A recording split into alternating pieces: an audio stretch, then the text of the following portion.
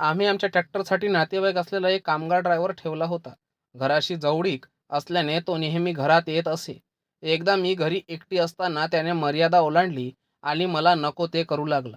मी माझ्या बेडरूममध्ये असताना पुस्तक वाचत होते आणि मी पोटावर झोपलेली होते. ते पुस्तक वाचत असताना त्याने मागून आला आणि मला बिलगला आणि मला ते सगळं काही केलं जे फक्त माझा नवराच करू शकतो. त्या घटनेने मी हादरले.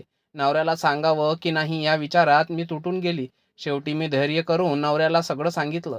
माझ्या डोळ्यातलं सत्य त्याने ओळखलं आणि त्या ड्रायव्हरला चांगलाच धडा शिकवला. त्याच्यावर पोलिसात तक्रार केली, पण गावात लोकांनी माझ्यावरच शंका घेतली. तीच मजा करत असेल अशा अफवा पसरल्या. अपमानाच्या जाळ्यात मी पुन्हा खचून गेले. मात्र माझ्या नवऱ्याने माझ्या बाजूने ठाम उभं राहत मला आधार दिला. त्यानेच ठरवलं की गाव बदलायचा आणि आम्ही त्या गावातून निघालो आणि नवीन गावात नव्याने जगायला सुरुवात केली. जखमा खोल होत्या, पण नवऱ्याच्या विश्वासामुळे मला नवजीवन मिळाले होते.